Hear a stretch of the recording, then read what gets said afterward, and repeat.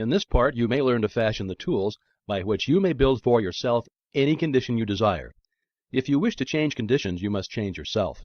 Your whims, your wishes, your fancies, your ambitions may be thwarted at every step, but your inmost thoughts will find expression, just as certainly as the plant springs from seed. Suppose then we desire to change conditions. How are we to bring about this? The reply is simple: by the law of growth. Cause and effect are as absolute and undeviating in the hidden realm of thought as in the world of material things. Hold in mind the condition desired. Affirm it as an already existing fact. This indicates the value of a powerful affirmation. By constant repetition, it becomes a part of ourselves. We are actually changing ourselves. We're making ourselves what we want to be. Character is not a thing of chance, but it is the result of continued effort. If you are timid, vacillating, self-conscious, or if you are over-anxious or harassed by thoughts of fear or impending danger, remember that it is axiomatic that the two things cannot exist in the same place at the same time. Exactly the same thing is true in the mental and spiritual world, so that your remedy is plainly to substitute thoughts of courage, power, and self-reliance, as well as confidence, for those of fear, lack, and limitation. The easiest and most natural way to do this is to select an affirmation which seems to fit your particular case. The positive thought will destroy the negative as certainly as light destroys darkness, and the results will be just as effectual. Act is the blossom of thought, and conditions are the result of action, so that you constantly have in your possession the tools by which you will certainly and inevitably make or unmake yourself, and joy or suffering will be the reward. Part 9. There are only three things which can possibly be desired in the world without, and each of them can be found in the world within. The secret of finding them is simply to apply the proper mechanism of attachment to the omnipotent power to which each individual has access. The three things which all mankind desires and which are necessary for his highest expression and complete development are health, wealth, and love. All will admit that health is absolutely essential, so no one can be happy if the physical body is in pain. All will not so readily admit that wealth is necessary, but all must admit that a sufficient supply at least is necessary, and what would be considered sufficient for one would be considered absolute and painful lack for another. And as nature provides, not only enough, but abundantly, wastefully, lavishly, we realize that any lack or limitation is only the limitation. All will probably admit that love is the third, or maybe some will say the first, essential, necessary to the happiness of mankind. At any rate, those who possess all three, health, wealth, and love, find nothing else which can be added to their cup of happiness. We have found that the universal substance is all health, all substance, and all love, and that the mechanism of attachment whereby we can consciously connect with this infinite supply is in our method of thinking.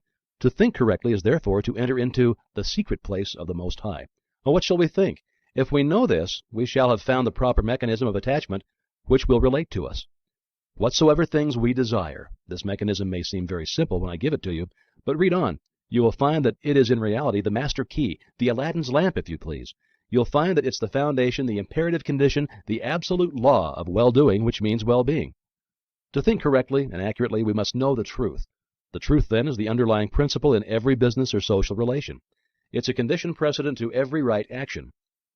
To know the truth, to be sure, to be confident, affords a satisfaction beside which no other is at all comparable.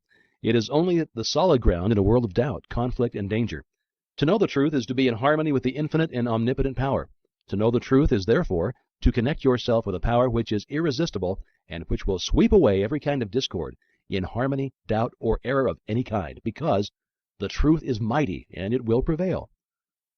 The humblest intellect can readily foretell the result of any action when he knows that it is based on truth.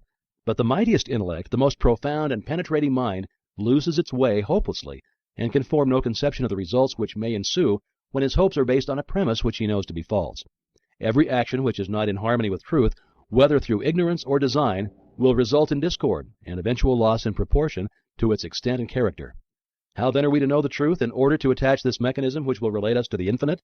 We can make no mistake about this if we realize the truth is the vital principle of the universal mind and is omnipresent. For instance, if you require health, a realization of the fact that the I in you is spiritual and that all spirit is one, that wherever a part is the whole must be, will bring about a condition of health, because every cell in the body must manifest the truth as you see it. If you see sickness, they will manifest sickness. If you see perfection, they must manifest perfection. The affirmation that I am whole, perfect, strong, powerful, loving, harmonious, and happy will bring about harmonious conditions. The reason for this is because the affirmation is in strict accordance with the truth, and when truth appears, every form of error or discord must necessarily disappear. Now, you found that the I is spiritual. It must be necessarily, then always be no less than perfect. The affirmation, I am whole, perfect, strong, powerful, loving, harmonious, and happy is therefore an exact scientific statement. Thought is a spiritual activity, and spirit is creative. Therefore, the result of holding this thought in mind must necessarily bring about conditions in harmony with the thought. If you require wealth, a realization of the fact that the I in you is one with the universal mind, which is all substance and is omnipotent, will assist you in bringing into operation the law of attraction, which will bring you into vibration with those forces which make for success and bring about conditions of power and affluence in direct proportion with the character and purpose of your affirmation. Visualization is the mechanism of the attachment which you require. Visualization is a very different process from seeing.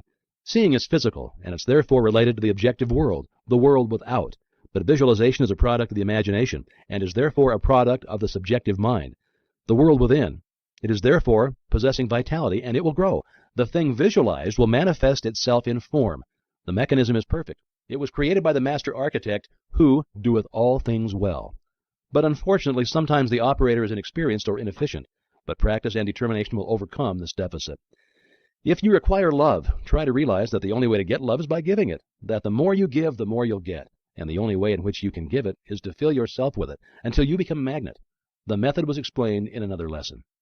He who has learned to bring the greatest spiritual truth into touch with the so-called lesser things of life has discovered the secret of the solution of his problem.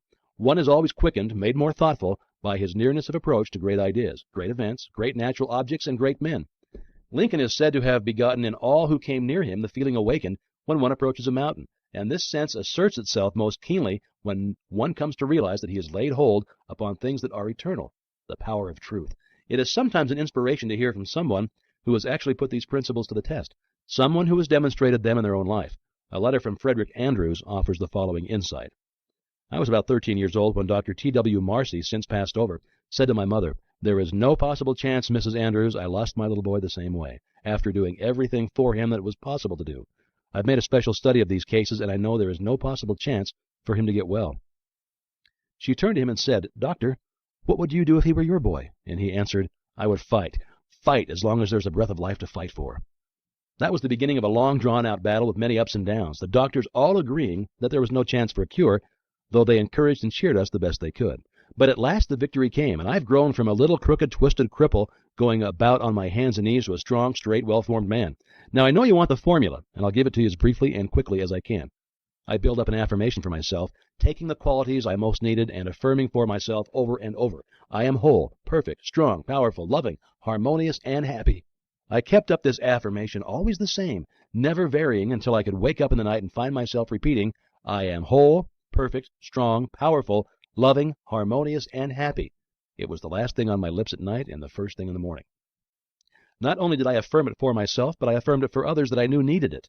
I want to emphasize this point. Whatever you desire for yourself, affirm it for others, and it will help you both. We reap what we sow. If we send out thoughts of love and health, they return to us like bread cast upon the waters. But if we send out thoughts of fear, worry, jealousy, anger, hate, etc., we're going to reap the results in our own lives. It used to be said that man is completely built over every 7 years, but some scientists now declare that we build ourselves over entirely every 11 months, so we are really only 11 months old. If we build the defects back into our body year after year, we have no one to blame but ourselves. So man is the sum total of his own thoughts. So the question is, how are we going to entertain only the good thoughts and reject the evil ones? At first we can't keep the evil thoughts from coming, but we can keep from entertaining them. The only way to do this is to forget them, which means get something for them. This is where the ready-made affirmation comes into play. When a thought of anger, jealousy, fear, or worry creeps in, just start your affirmation going. The way to fight darkness is with light. The way to fight cold is with heat. The way to overcome evil is with good. For myself, I never could find any help in denials. Affirm the good and the bad will vanish. Signed, Frederick Elias Andrews. If there's anything you require, it will be well for you to make use of this affirmation. It cannot be improved upon. Use it just as it is. Take it into the silence with you until it sinks into your subconsciousness. That way you can use it anywhere, in your car, in the office, at home. This is the advantage of spiritual methods. They are always available. Spirit is omnipresent, ever ready, and all that is required is a proper recognition of its omnipotence and a willingness or desire to become the recipient of its beneficent efforts. If our predominant mental attitude is one of power, courage, kindliness, and sympathy, we shall find that our environment will reject conditions in correspondence with these thoughts. If it is weak, critical, envious, and destructive, we shall find our environment reflecting conditions corresponding to these thoughts. Thoughts are causes and conditions are effects. Herein is the explanation of the origin of both good and evil. Thought is creative and will automatically correlate with its object. This is a cosmological law, a universal law. The law of attraction, the law of cause and effect, the recognition and application of this law will determine both beginning and end. It is by the law by which in all ages and in all times the people were led to believe in the power of prayer. As thy faith is, so be it unto thee. It's simply another shorter and better way of stating it. So this week, visualize a plant. Take a flower, the one you most admire. Bring it from the unseen into the seen. Plant the tiny seed, water it, care for it. Place it where it will get the direct rays of the morning sun. See the seed burst. It is now a living thing, something which is alive and beginning to search for the means of substance. See the roots penetrating the earth. Watch them shoot out in all directions. And remember that they are living cells, dividing and subdividing, and that they will soon number millions, that each cell is intelligent, that it knows what it wants and knows how to get it. See the stem shoot forward and upward. Watch it burst through the surface of the earth. See it divide and form branches. See how perfect and symmetrical each branch is formed. See the leaves begin to form, and then the tiny stems, each one holding aloft a bud.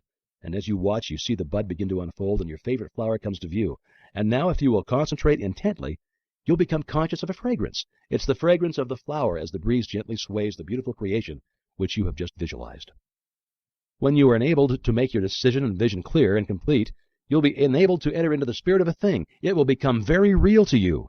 You will be learning to concentrate, and the process is the same whether you're concentrating on health, a favorite flower, an ideal, a complicated business proposition, or any other problem of life. And remember, every success has been accomplished by persistent concentration upon the object in view.